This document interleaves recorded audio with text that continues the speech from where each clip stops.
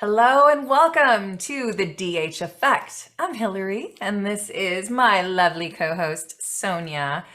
This month, we are exploring the idea of how vision can impact our decided hearts.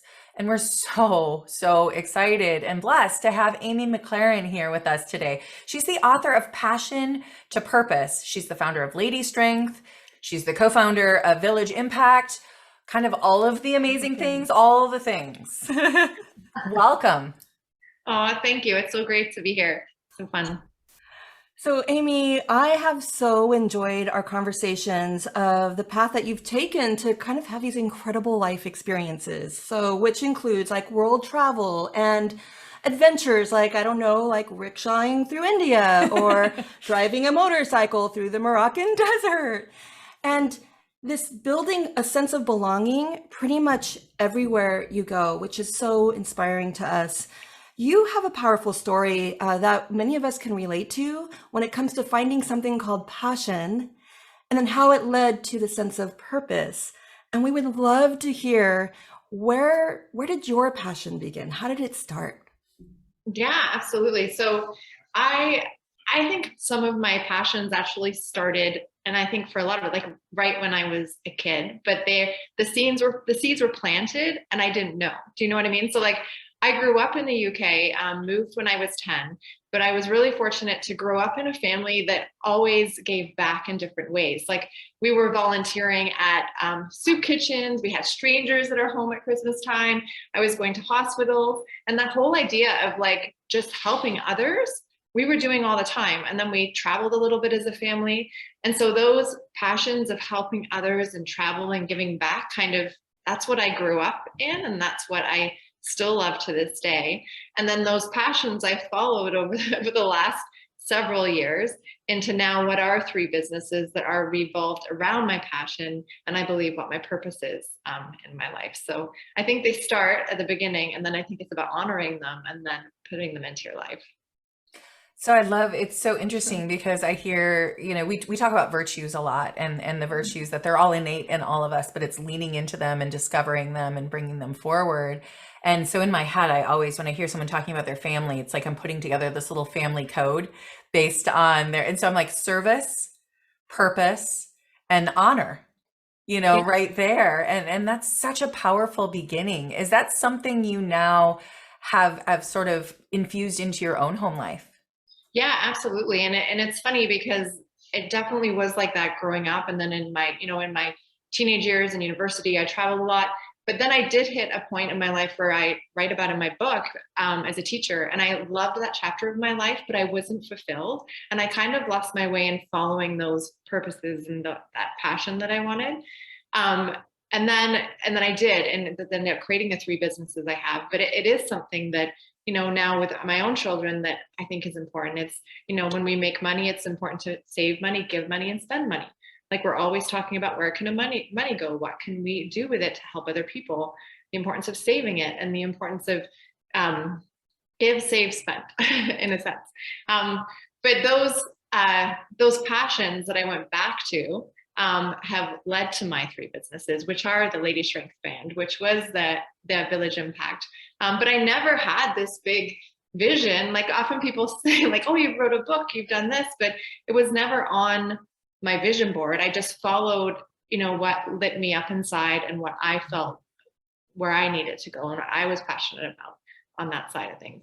I love that the light within is Mhm. something that we also like to explore, like own the light, like Yeah. what lights you up. And then Hillary describes this beautifully, that with a flashlight, that once you have it and you own it and you're inspired by it, then it usually branches out, right? It expands Mhm. when you shine Yeah. that light on. And just really quickly for our viewers and listeners who may not know the description of Lady Strength and Village Impact, can you just describe each of those so we can follow for Yeah. the remaining questions? Yeah, so I went from a teacher, and then Village Impact came first in my entrepreneurial career. And Village Impact is a nonprofit I started with my husband, and we build schools in Kenya. And we're building our 15th one right now. Have anywhere, I think we're up towards 6,000 kids that go through the schools, but we're really community led. So we partner with the government on the ground. So when we build our schools, the government sustains them. So they sustain the teachers' salaries, the principal. So it's a true partnership. And I'm really proud of that. And I love that, because I think you can learn so much from other cultures and other people around the world, and you can have such a great impact when we all come together and do something of good. So that's my charity. And then once I grew that, I grew into Lady Strength, and Lady Strength really was, me lonely, and me like, being married to a wonderful man who we've been married almost 15 years. But he has been in this entrepreneurial space for many, many, many years. Like, he resigned before he even started in his career. And so I went from building this nonprofit to, not connecting with anybody. I'm like, my local friends, all wonderful, all love them, but they all worked in a corporate kind of career. They had 9-to-5s, and I couldn't connect with the vision of what I wanted. So I started inviting people over to my house to sit in the kitchen and chat, or like come over to the living room and have dinner, because I'm like, right, or just have a glass of wine, because I wanted to connect with other entrepreneurial women. And that became what Lady Strength was, which is now today a mastermind for women entrepreneurs that are kind of in the earlier stages of their career, but then also that adventure of travel. Like, I love the travel. Like you mentioned, the motorcycle runs across the country. A lot of people think I'm crazy. A lot of people wouldn't do some of the adventures that I've done, but I think there's so much in pushing yourself out of your comfort zone, but doing that with other women, like doing it all together and experiencing that together, something like magical happens. So Lady Strength, in a sense, is my mastermind group, but it's also adventure travel and experiences that push people out of their comfort zone, going back more fulfilled and going back to a life where, looking at what they're passionate about again and putting more of that into their life. I love what you're talking about. So much resonates, because I think that so often, and I call it victim mentality, call it whatever you want to, but we sit here in a passive state and we think, well, something is going to be an aha, and we're going to all of a sudden know all the things and our purpose and what we're supposed to do. And actually, our guest, the first guest we had this year, Sean Derrick, as well, said, don't follow your dream, follow your theme, which is kind of what you're saying is like, yes, this is lighting me up. This is sort of this North Star that I'm going to go towards. I have no idea what's going to happen along the way, but I'm going to lean into what lights me up, because I know I'm going to trust myself that that's right. And those experiences, I just want to take a second that I'm really hoping our listeners hear this so, so clearly. Life isn't going to come and happen to you. I mean, it can, but you may not like it. You really do have to seek and have the adventures and follow those things out there, because nothing grows when in comfort. No, and it's you've got to act on those moments of inspiration. And I think that's where a lot of people get stuck. They have moments, but then they don't do anything about it. And then they just carry on, right? And it's like, when I started our nonprofit, I knew nothing about starting a nonprofit and a charity. Like I was a grade 1 teacher wanting to get back out into the world and travel, wanting to have an impact. And I remember Stu and I sitting on the couch watching Oprah's Big Give. And at that time, like, Oprah had this amazing show of going out into communities and transforming them. And, I'm drinking my wine and I'm sitting there watching this, and I'm like, I want to be her. Like, I know everyone wants to be Oprah, but I want to do what she's doing, but I want to go back to my roots of like international travel and connecting with other cultures and communities and learning and working internationally with other people. And I remember us sitting there, and it's just like, well, that's great, Amy, but like, what do you want to do? And I'm like, well, we need to raise some money. I'm like, come on. I'm like, you're the business guy. I love details. You raise the money, I'll figure out the details, and we'll take it somewhere and we'll help the community. Right. And if we hadn't have acted on that moment of inspiration that we later raised money, like we raised, I tell more of a detailed story in the book, but we raised $14,000 by connecting with other business entrepreneurs who wanted to help. We took that money down to El Salvador. We helped rebuild a school. We helped an orphanage. We kind of did a lot of different things, but it fulfilled that need in me that was missing, like that light that, I kind of didn't let shine over the teaching part of my life, which I like, again, I loved my teaching career and all the colleagues I met, but it wasn't lighting me up. And then as soon as I did that, I was like, that's what's missing. And that's what I need to spend more time doing. Like, that's what I truly love. And, that was the start of it. And now you come to today, we've raised over 8 million. We have a small team. We've done so much as a team. And that's, this is not just me, our team of people that have helped do it, but all of it started from us watching Oprah on a Friday night. And at the time, right, when you look back at life, you're like, oh, that's not a life-changing moment. But now when you transform forward, like you were saying, that was it. That was the moment that things changed in our nonprofit kind of direction. And often people think it's, like you're saying, this big glamorous aha moment. But oftentimes these moments of inspiration can come at the most boring times, or like an, a exciting Friday night watching TV and drinking wine. But if you don't act on those moments, then you miss opportunity and things just pass by. So you need to really listen to your heart and think about those moments and take action. Because if you don't take action, right, nothing happens. Well, I mean, that you just absolutely celebrated and defined living with a decided heart.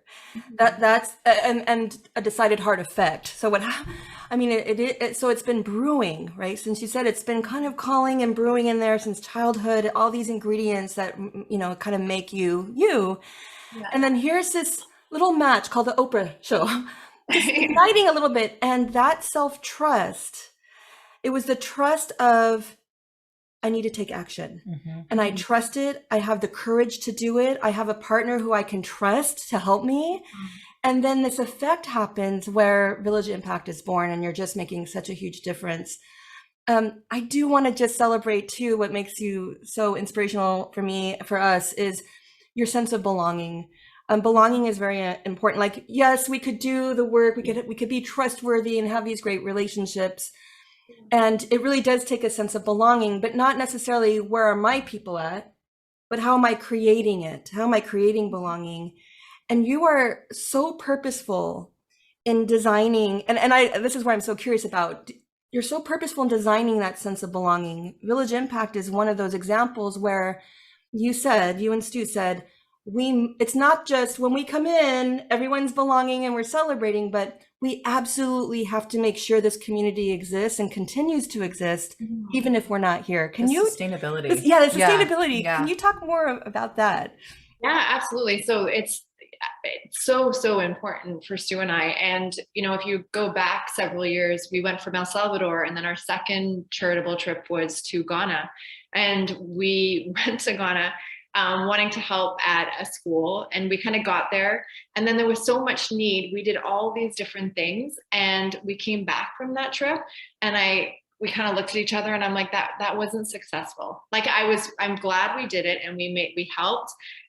We got clarity on what we wanted, but we came back from that trip feeling like we were putting band-aids on everything, and we weren't creating sustaining change. I wasn't building the deep relationships with people. Like, I think you guys are the same in that, relationships to me are everything in business and in life. And it's not about surface relationships. I don't want any of those. I want relationships that are deep and meaningful, and where you can have, meaningful connection with people. So we came back from Ghana, and I felt like it was just like, it didn't feel right. It felt off. So we then went to Kenya, and met Irene, who is our partner now, that's worked with us for over like 9-10 years. I've been to India with her. We've traveled together. We have a really great bond. And that, and the partnership now with the government, like, that feels good to me. And when we go and my team's there or I'm there, it's spending time in the community. It's learning from the community. I mean, every project that we initiate, every project we do doesn't come from me. It comes from the community. It comes from the students. It comes from the principals, the teachers. And in that, not only are they benefiting from the schools, but selfishly, I'm benefiting because I'm learning about myself, right? And what things that I can do better as an entrepreneur, as a mom, as a wife, just by learning what they do in their cultures and customs. So that sustainability piece is really important to us, because for Stu and I having an impact, if we were to walk away today, it would break my heart knowing that, 6,000 kids wouldn't go to school. And then what was the point of, 8, 9, 10 years of all the work that we've done? So I think sustainability is so important, but then that's very much related to building those lasting relationships within the community that create like really long lasting sustainability, if that makes sense, for like for sure. years and years past, what we think.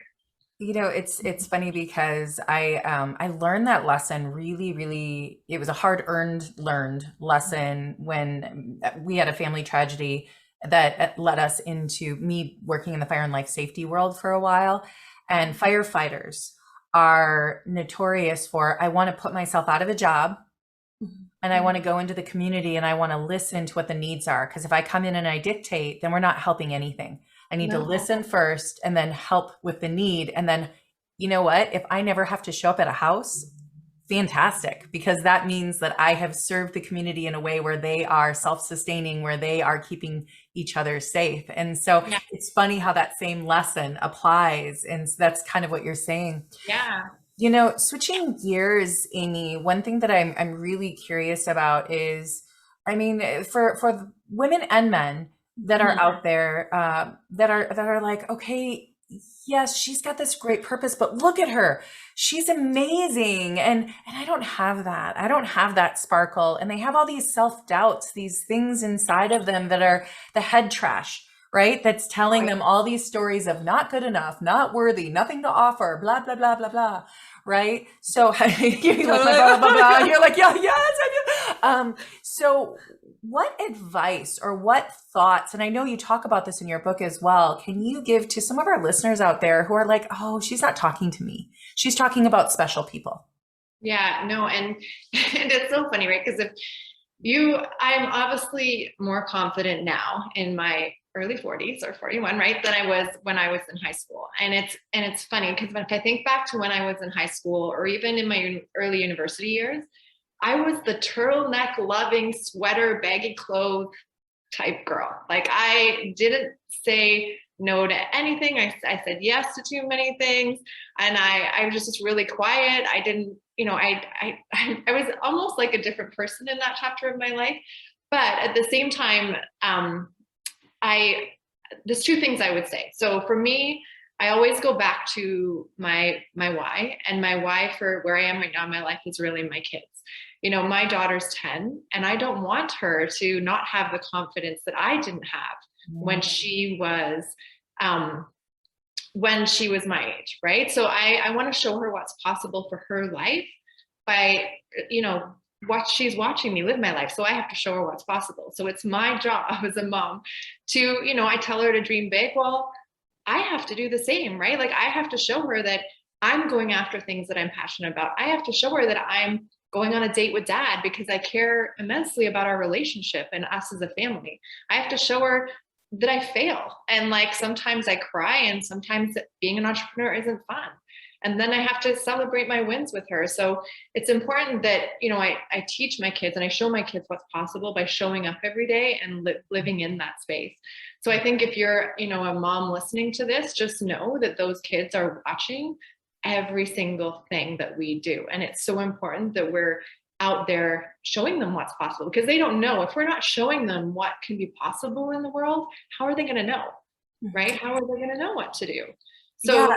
And I was just going to interrupt for a second because it is as a mom, but I do want to allow our other listeners to just expand their thought because you are a role model for somebody in your life. Maybe it's a niece, maybe it's a nephew, maybe it's a friend's child, right? And so I just want to this is for all of you out there, not just the mamas. Okay. Right, not just the moms, absolutely, because we are exactly like you're a mom, wife, whatever you may be, people. And oftentimes people don't realize how many people are watching and you don't even know, right? Yes. Like there's people watching on Instagram, there's people watching on Facebook, there's people watching in your community and how you show up and you don't even know the lives you might be affecting.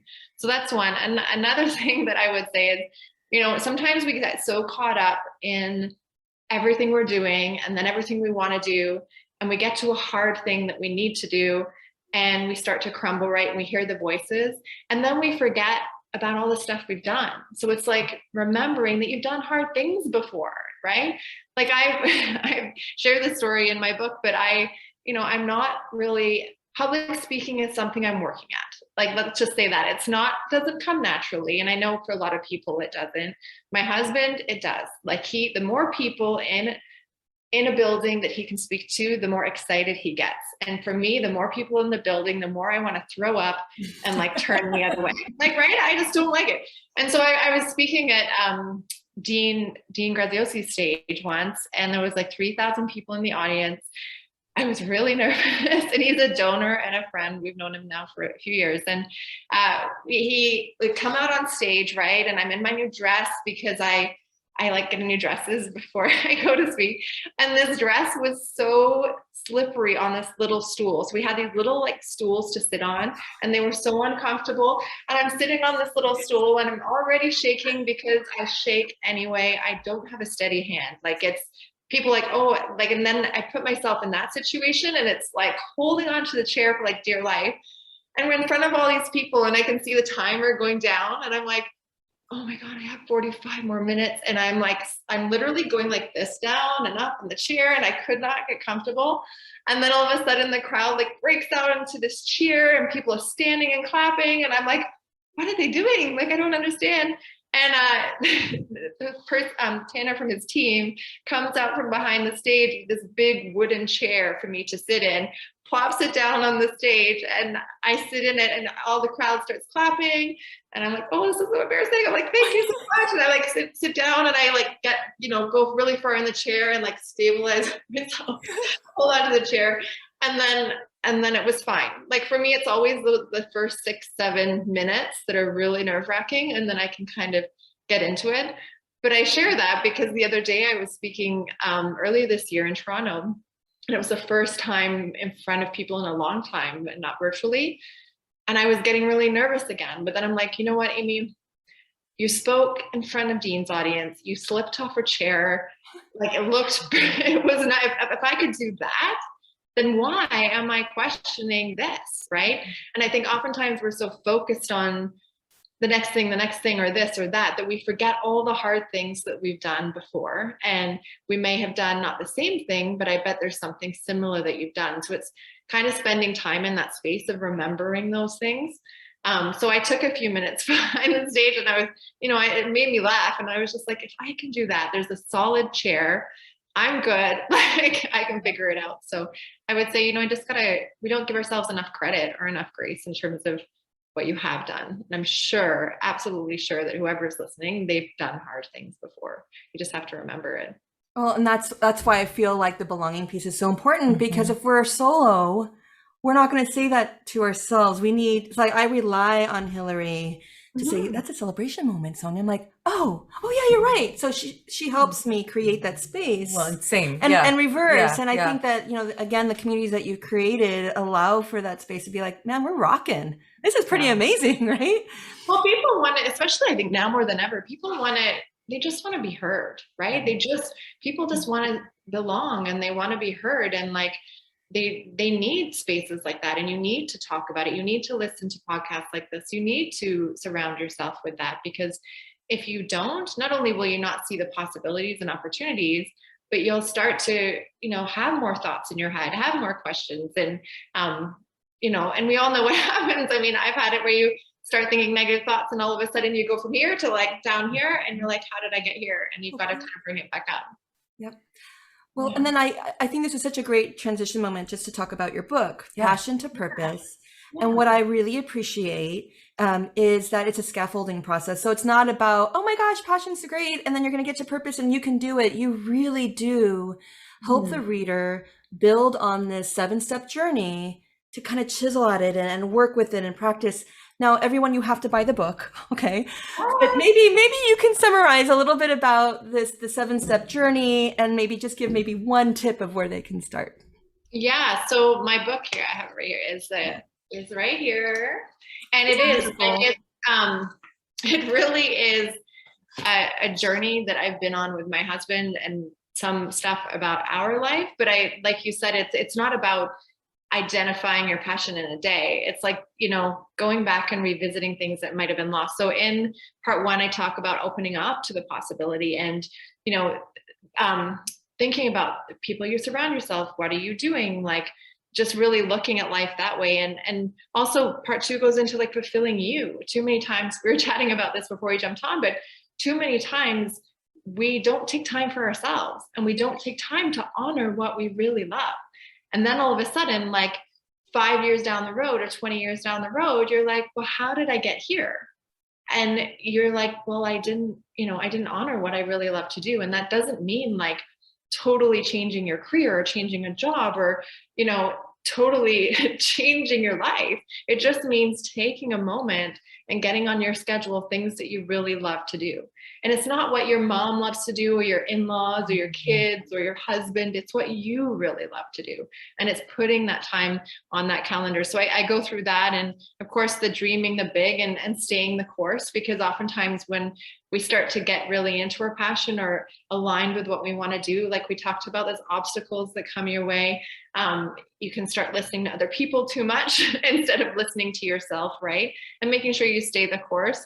And then a big thing for both my husband and I is making an impact and giving back within our businesses. So I follow the story of how I started the charity, but it's also important for me as a family and us as a family to give back once a month and put giving back into our business and weave it in. So, for example, one of our other companies funds the overhead of our charity.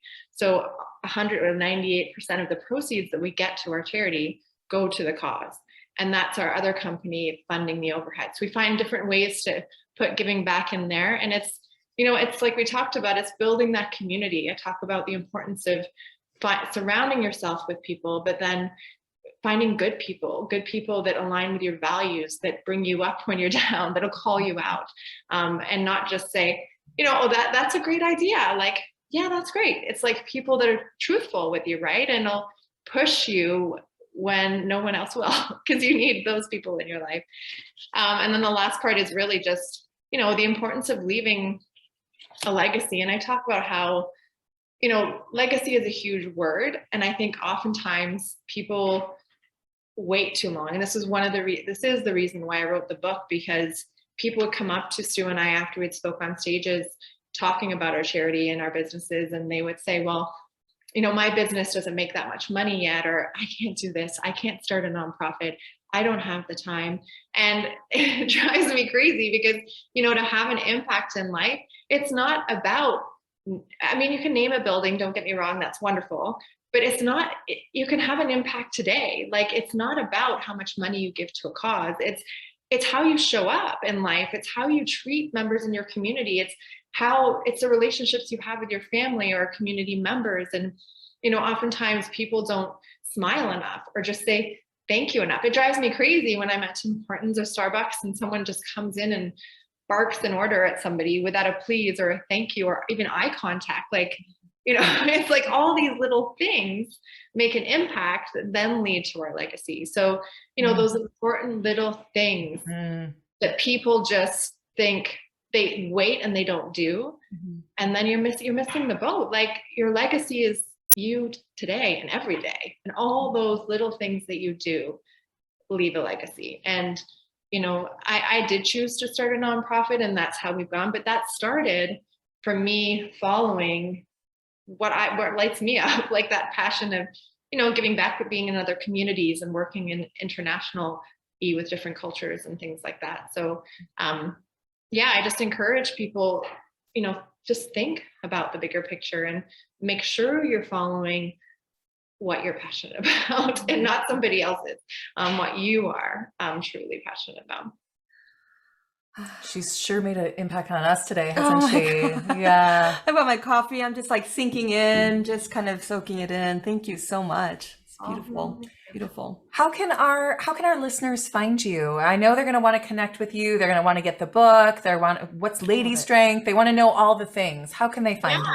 So you can find out the platform I'm most active on is Instagram. So if you go to Amy McLaren, I pop up there and you can check out there. And I have, of course, where to buy my book and all those links within my Instagram account. So you can check it out there. And we will have that link in the podcast as well, so people can go back and find that as well. So don't you worry, if you're out there listening, you will be able to find it. So Amy, thank you so much for being here, and thank you to our listeners for joining us again for this episode of the Decided Heart Effect. Please make sure that you're following us at our social media platforms and subscribe at your favorite podcast platforms as well, YouTube and so on, so that you never ever miss an episode. Yeah. Also this year we have we've launched our brand new membership, Friends with Benefits, and I know it sounds that way, but we set it up that way on purpose. But check out our website at www.thedheffect.com for all the details. Until next time, may you have the courage to live with a decided heart.